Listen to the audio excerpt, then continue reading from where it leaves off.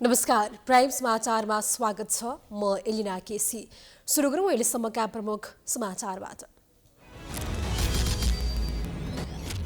भारत भ्रमणमा रहेका प्रधानमन्त्री देउवा धार्मिक भ्रमणका लागि आज बनारस जाँदै आज साँझ स्वदेश फर्किने।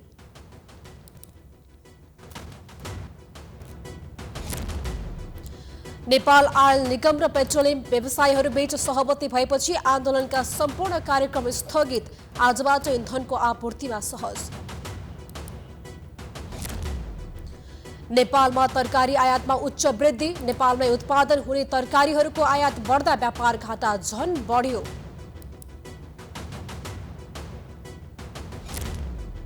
युक्रेनद्वारा राजधानी कीव सहित आसपासको क्षेत्रमा पुनः कब्जा। कीव र बुचा सहितका शहरमा दर्जनौं लास सडकमा अलपत्र फेला।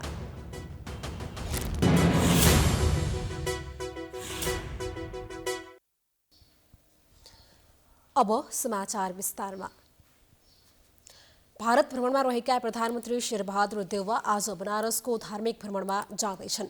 बनारस भ्रमणपछि प्रधानमन्त्री नेतृत्वको टोली आजै स्वदेश फर्किनेछ।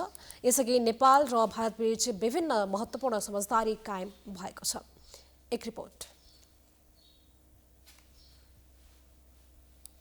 प्रधानमन्त्री शेरबहादुर देउवाको भारत भ्रमणका बेला भारतीय समकक्षी नरेन्द्र मोदीसँग भेट्दा दुई देश बीचको सीमा विवादबारे कुरा हुन्छ कि हुँदैन भन्नेमा धेरैलाई चासो थियो।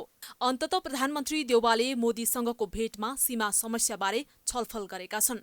भारत भ्रमणमा रहेका प्रधानमन्त्री देउवा र मोदीबीच हैदराबाद हाउसमा शनिबार भेटवार्ता हुँदा देउवाले सीमा विवाद समाधानको कुरा उठाएका हुन्। भेटवार्तापछि आयोजित संयुक्त पत्रकार सम्मेलनलाई सम्बोधन गर्दै देउवाले सीमा समस्यालाई द्विपक्षीय संयन्त्रहरू मार्फत समाधान गर्न प्रस्ताव गरेको जानकारी गराए। I would like to speak now that we discussed the boundary issues and I urged Modi to resolve through establishment and bilateral mechanism. देउवाले मोदीलाई नेपाल भ्रमणको निम्तो दिएका छन्। पत्रकार सम्मेलनमा मोदीले भने सीमा विवादबारे कुनै चर्चा गरेनन्। सीमा विवादबारे नबोले पनि मोदीले नेपाल र भारतको जस्तो सम्बन्ध कतै नभएको बताएका छन्। दुई देशको सभ्यता, संस्कृति र आदान प्रदानको धागो प्राचीन कालबाटै जोडिएको उनको भनाइ छ। भारत और नेपाल की दोस्ती, हमारे लोगों के आपसी संबंध, ऐसी मिसाल विश्व में कहीं और देखने को नहीं मिलती। हमारी सभ्यता, हमारी संस्कृति, हमारे आदान प्रदान के धागे प्राचीन काल से जुड़े हुए हैं। मोदीले देउवासँग भएको भेटमा पञ्चेश्वर परियोजनालाई तीव्र गतिमा अघि बढाउने सहमति भएको बताएका छन्। संयुक्त पत्रकार सम्मेलनलाई सम्बोधन गर्दै मोदीले पञ्चेश्वर तीव्र गतिमा अगाडि बढाउन जोड दिएको जानकारी दिएका हुन्। उनले नेपालका प्रधानमन्त्री देउवा र आफ्नो बीचमा धेरै विषयमा कुराकानी भएको बताए। आपसी सहयोग, विकास परियोजनाहरूको अहिलेसम्मको समीक्षा र भविष्यको रूपरेखाबारे पनि छलफल भएको उनले बताए। देउवाको भारत भ्रमण सम्बन्धी नै अब अर्को विषय। करिब 1.5 वर्ष अघि भारतबाट करिब 1 अर्ब खर्च गरेर ल्याइएको रेल शनिबारदेखि सञ्चालनमा आएको छ। नेपालका प्रधानमन्त्री शेरबहादुर देउवा र भारतीय प्रधानमन्त्री नरेन्द्र मोदीले संयुक्त रूपमा हरियो झण्डा देखाएर उद्घाटन गरेपछि जयनगरबाट रेल कुर्ताका लागि प्रस्थान भएको थियो। दुवै प्रधानमन्त्रीले भारतको राजधानी दिल्लीस्थित हैदराबाद हाउसबाट भर्चुअल माध्यमले हरियो झण्डा देखाएका हुन्। उद्घाटन अघि जनकपुरमा रहेको रेललाई फूल लगाएर दुलही झैं सिंगारिएको थियो। उद्घाटन लगतै जयनगरबाट कुर्ता हिँडेको रेल घुमेर जनकपुर धाम स्टेशनमा आइपुग्यो। यस अघिको केपी शर्मा ओली नेतृत्वको सरकारले रेल सञ्चालनको निकै प्रयास गरेको थियो, तर सञ्चालनमा आउन सकेको थिएन। जनकपुर धामबाट कुर्ता जान सामान्य कोचमा 20 रुपैयाँ र एसी कोचमा 100 रुपैयाँ भाडा निर्धारण गरिएको छ। सन् 2014 देखि बन्द रहेको नेपालको एकमात्र रेलमार्ग पुनः सुरु भएको छ। अब सम्झौता र उद्घाटनको प्रसङ्ग। दुई देशका प्रतिनिधि मण्डल स्तरमा केही सुरुवात, उद्घाटन र 4 समझदारीमा हस्ताक्षर भएको छ। देउबा र मोदीले संयुक्त रूपमा रुपे कार्डको उद्घाटन गरेका छन्। विश्वव्यापी भुक्तानी कार्ड रुपेको उद्घाटन भएको हो, जसले नेपालका आर्थिक गतिविधि बढाउन तथा नेपालमा आउने भारतीय पर्यटकका लागि सहज हुने अपेक्षा गरिएको छ। यसैगरी भारतको सहयोगमा भूकम्पपछि पुनर्निर्माण भएका स्वास्थ्य चौकीको उद्घाटन भएको छ। भारतको सहयोगमा पुनर्निर्माण भएका 132 स्वास्थ्य चौकीको प्रगति अवलोकन र उद्घाटन गरिएको हो। यसैगरी दुई देशका प्रधानमन्त्रीले भर्चुअल माध्यम मार्फत सोलु करिडोर प्रसारण लाइन आयोजना उद्घाटन गरेका छन्। भारतको 3 अर्ब 20 करोड रुपैयाँ सहुलियत ऋणमा निर्मित 90 किलोमिटर लामो सोलु करिडोर 132 केबी प्रसारण लाइन आयोजना उद्घाटन गरी नेपाल सरकारलाई हस्तान्तरण गरिएको हो। सम्झौतातर्फ 4वटा उपलब्धि हासिल भएको छ। नेपाल र भारतबीच अन्तर्राष्ट्रिय सोलर एलायन्स, रेलवे सम्बन्धी प्राविधिक सहयोग, पेट्रोलियम पदार्थ आपूर्ति र नेपाल ऑयल निगम र भारतीय ऑयल कर्पोरेसन बीच प्राविधिक विज्ञता आदान प्रदान सम्बन्धी सम्झौता भएको हो। पेट्रोलियम व्यवसायीहरूले आन्दोलनका सम्पूर्ण कार्यक्रमहरू स्थगन गरेका छन्। चैत 6 गतेदेखि ग्यासको पिडिओ खरिद बन्द गर्नेदेखि इन्धन लोड अनलोड बन्द गरेका उनीहरूले आयल निगमसँग शनिबार 4 बुधे सहमति गर्दै आन्दोलन फिर्ता लिएका हुन्। निगमले व्यवसायको मागको सन्दर्भमा 7 दिनभित्र उचित निष्कर्ष निकाल्ने गरी सहमति भएपछि आन्दोलन रोकिएको हो। पेट्रोलियम विक्रेता कमिसन र ढुवानी भाडा समायोजन सम्बन्धी मागको हकमा 7 दिनभित्र र इन्धनको कारोबार सम्बन्धी मागको सम्बन्धमा जेठ 15 सम्मको सक्ने गरी सहमति भएको हो। बाह्य तथा आन्तरिक ढुवानी साधनको भाडामा डिजलको मूल्य आपूर्तिमा घटबढ हुने गरी स्वचालित भाडा कायम गर्न माग गर्दै एलपी ग्यास उद्योग संघ, पेट्रोलियम डिलर्स एसोसिएसन र पेट्रोलियम ढुवानी व्यवसायीहरू आन्दोलनमा उत्रिएका थिए। यातायात क्षेत्रमा जसरी इन्धन ढुवानीमा समेत वैज्ञानिक भाडा लागू गर्नुपर्ने भन्दै एलपी ग्यास तथा पेट्रोलियम पदार्थको कारोबार गर्ने व्यवसायले राष्ट्रिय पेट्रोलियम व्यवसाय संस्थागत समन्वय समिति बनाएर आन्दोलन गरिरहेका थिए। मूल्य बढ्ने र अभाव हुने त्रासका कारण काठमाडौँको पेट्रोल पम्पहरूमा इन्धन भर्नेहरूको लामो लाइन हुन थालेको थियो। यो समस्या तत्कालका लागि समाधान भएको छ।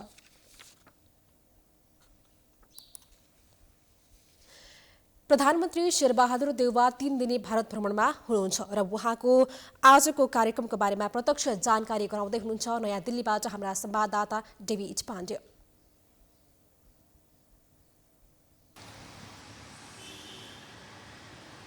दर्शकबिन हामी यति बेला नयाँ दिल्लीमा रहेका छौँ र प्रधानमन्त्री शेरबहादुर देउवाको भारत भ्रमणको आज तेस्रो दिन अर्थात् अन्तिम दिन पनि हो। आज शेरबहादुर देउवा अबको केही समय पछाडि अर्थात् 9 बजेतिर बनारसको लागि प्रस्थान गर्नुहुँदैछ र बनारसमा मुख्यमन्त्री आदित्यनाथ योगीले शेरबहादुर देउवाको स्वागत गर्नुहुनेछ। त्यस पछाडि विभिन्न धार्मिक स्थलहरूमा उहाँले आज दर्शन गर्नुहुनेछ र फेरि दिल्ली फर्किसके पछाडि उहाँ आज नै नेपाल फर्कने कार्यक्रम रहेको छ। त्योभन्दा अगाडि हिजो 2 दिनसम्म विभिन्न यहाँ रहेका प्रधानमन्त्री नरेन्द्र मोदी, त्यस्तै गरेर विदेश मन्त्री एस जयशंकर, त्यस्तै भाजपा अध्यक्ष जेपी नड्डा लगायतका व्यक्तिहरूसँग शेरबहादुर देउवाको भेटघाट भएको छ। विभिन्न उद्योगी व्यवसायीहरूसँग पनि अन्तर्क्रिया भएको छ। नेपाल लगानी गर्नको लागि त्यही अनुसारको प्रोत्साहन दिनुभएको छ र सहज वातावरण बनेको भनेर उहाँले आफू विश्वस्त पार्ने कोसिस पनि गर्नुभएको थियो र उहाँको भ्रमण पश्चात यहाँका उद्योगी व्यवसायीहरू पनि नेपालको खास गरी ऊर्जा क्षेत्रमा, हाइड्रोको क्षेत्रमा लगानी गर्नको लागि उत्सुक देखिएका छन्। उता समकक्षी प्रधानमन्त्री नरेन्द्र मोदीसँग पनि भेटवार्ता भयो। करिब 1 घण्टा जति भेटवार्ता चलेको थियो र उक्त भेटवार्ता पश्चात विभिन्न 4वटा विषयहरू उद्घाटन गरिएका छन्। 4वटा कुराहरू उद्घाटन गरिएका छन्। जनकपुर जयनगर रेलको उद्घाटन गरिएको छ, त्यस्तै गरेर सोलु कोरिडोरको उद्घाटन गरिएको छ, त्यस्तै गरेर भूकम्पले क्षतिग्रस्त बनाएका 132 वटा स्वास्थ्य चौकीहरूको उद्घाटन गरिएको छ, त्यस्तै गरेर रुपे कार्डको पनि उद्घाटन गरिएको छ। 4वटा विषयवस्तुको उद्घाटन गरिएको छ भने त्यसबाहेक अन्य विभिन्न कुराहरूमा सम्झौता भएको छ। पेट्रोलियम पदार्थको आयातको विषय, आयात सहजीकरणको विषय, त्यस्तै गरेर सोलर एलायन्सको कुराहरू, त्यस्तै गरेर विभिन्न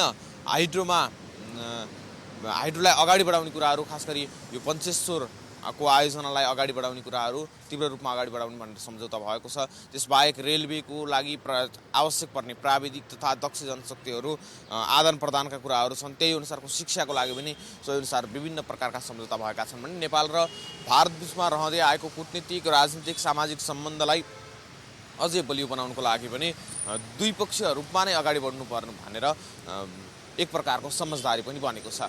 यद्यपि जुन प्रकारले लामो समयदेखि रहँदै आएको सीमा विवादको विषय थियो, सीमा विवादको विषयमा प्रधानमन्त्री शेरबहादुर देउवाले कुरा पनि उठाउनु भएको थियो। यद्यपि यस विषयमा भने भारतीय प्रधानमन्त्री नरेन्द्र मोदीले कुनै पनि प्रकारको प्रतिक्रिया जनाउनु भएको अवस्था थिएन।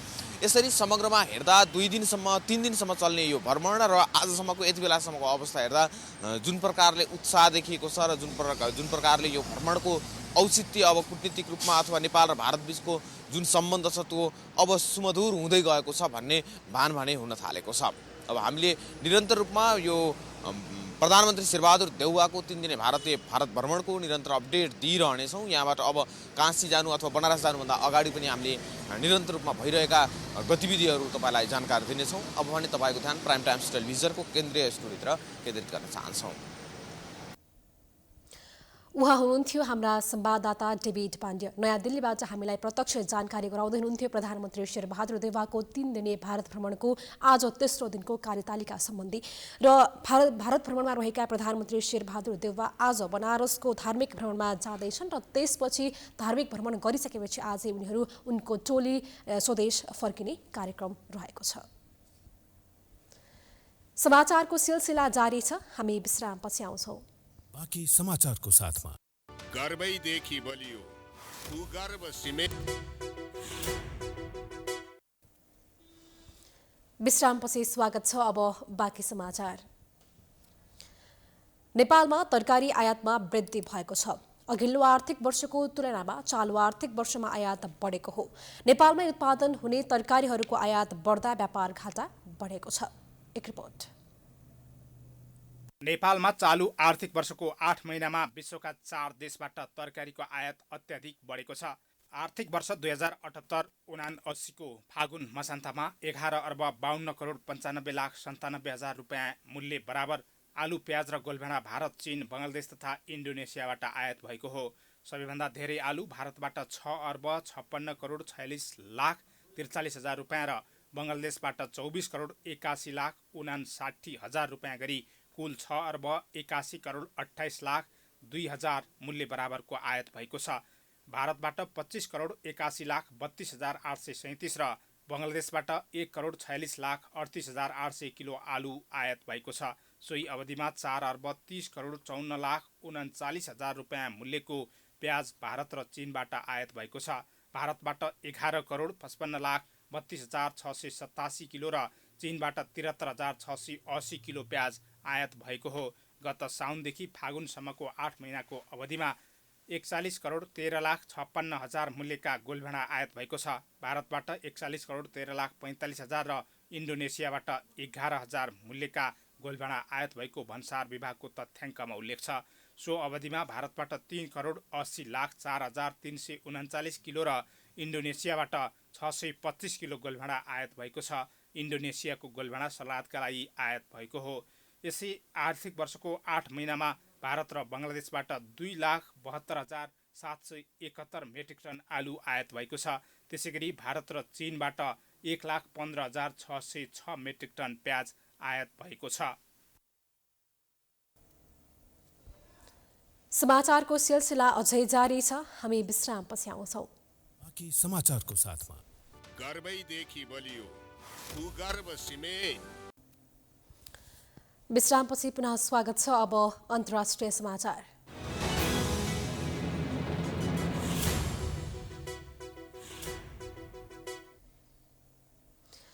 युक्रेनी सेनाहरूले कीव वरपरको सम्पूर्ण क्षेत्रलाई पुनः कब्जामा लिएका छन्। युक्रेनका उपरक्षा मन्त्रीले रुसी सेना प्रमुख सहरहरूबाट फिर्ता भएसँगै युक्रेनले कीव नियन्त्रणमा लिएको बताएका हुन्। विश्वको सबैभन्दा ठूलो विमानको भग्नावशेष छोडेर रुसी सेनाले राजधानी नजिकैको होस्टोमेल एयरपोर्ट छाडेको छ। मस्कोका सेनाहरू पछि हट्दै गर्दा नागरिक हत्याका प्रमाणहरू भने बढ्दै गएका छन्। कीव बाहिर बुचा शहरमा पत्रकारहरूले कम्तीमा 20 शवहरू सडकमा छारिएका फेला पारेका छन्। राजमार्गमा पनि सर्वसाधारणको हत्या भएका प्रमाण देखिन थालेका छन्। दक्षिणी युक्रेनमा स्थानीय बासिन्दाहरूले गरेको युक्रेन समर्थक प्रदर्शनलाई हिंसात्मक रूपमा तितर-बितर पारिएको छ।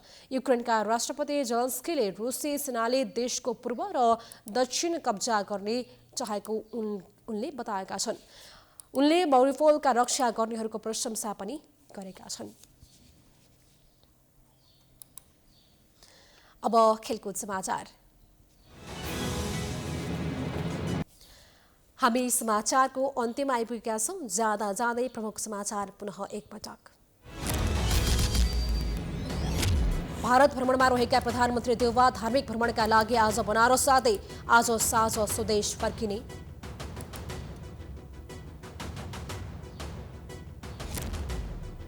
नेपाल आयल निगम र पेट्रोलियम व्यवसायीहरूबीच सहमति भएपछि आन्दोलनका सम्पूर्ण कार्यक्रम स्थगित। आजबाट इन्धनको आपूर्तिमा सहज। नेपालमा तरकारी आयातमा उच्च वृद्धि। नेपालमै उत्पादन हुने तरकारीहरूको आयात बढ्दा व्यापार घाटा झन बढ्यो।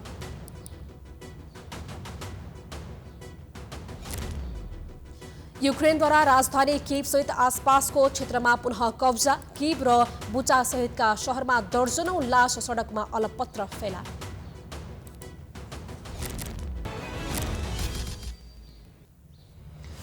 समाचार अहिलेलाई सकियो। हेर्दै गर्नुहोला प्राइम टाइम्स HD। नमस्कार।